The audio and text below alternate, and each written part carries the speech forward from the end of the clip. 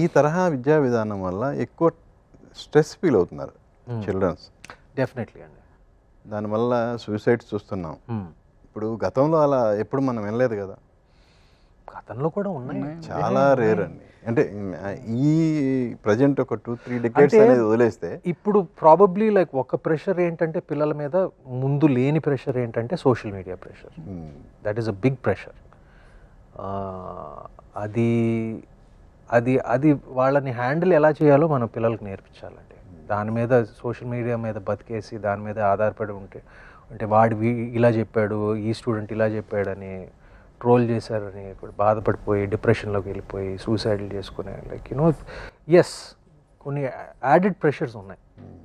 Mainly social media అంటాను నేను పిల్లలకి, ఈ తరం పిల్లలకి.